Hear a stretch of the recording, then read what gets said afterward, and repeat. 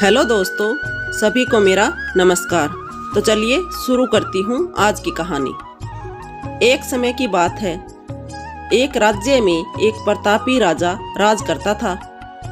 एक दिन उसके दरबार में एक विदेशी आगंतुक आया और उसने राजा को एक सुंदर पत्थर उपहार स्वरूप प्रदान किया। राजा वह पत्थर देखकर बहुत प्रसन्न हुआ। उसने उस पत्थर से भगवान विष्णु की प्रतिमा का निर्माण कर उसे राज्य के मंदिर में स्थापित करने का निर्णय लिया और प्रतिमा निर्माण का कार्य राज्य के महामंत्री को सौंप दिया।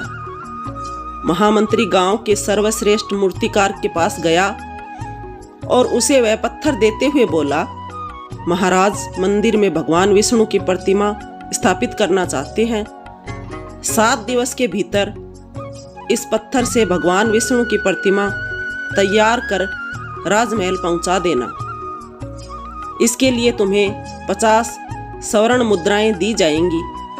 50 स्वर्ण मुद्राओं की बात सुनकर मूर्तिकार खुश हो गया और महामंत्री के जाने के उपरांत प्रतिमा का निर्माण कार्य प्रारंभ करने के उद्देश्य से अपने औजार निकाल लिए। अपने औजारों में से उसने एक हथौड़ा लिया और पत्थर तोड़ने के लिए उस पर हथौड़े से वार करने लगा, किंतु पत्थर जस का तस रहा। मूर्तिकार ने हथौड़े के कई वार पत्थर पर किए, किंतु पत्थर नहीं टूटा।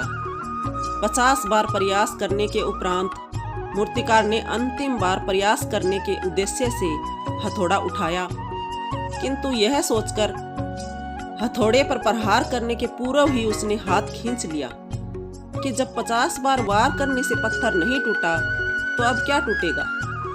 वह पत्थर लेकर वापस महामंत्री के पास गया और उसे यह कहकर वापस कर आया कि इस पत्थर को तोड़ना नामुमकिन है, इसलिए इससे भगवान विष्णु की प्रतिमा नहीं बन सकती।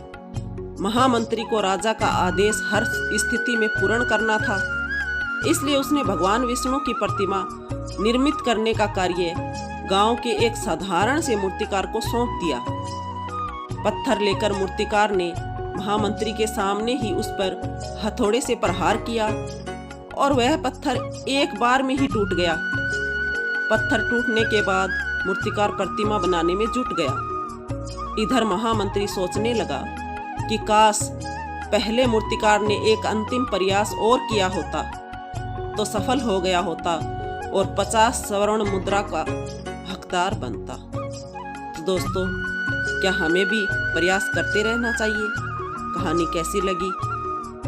पसंद आई हो तो लाइक करें, कमेंट करें, शेयर, सब्सक्राइब करें।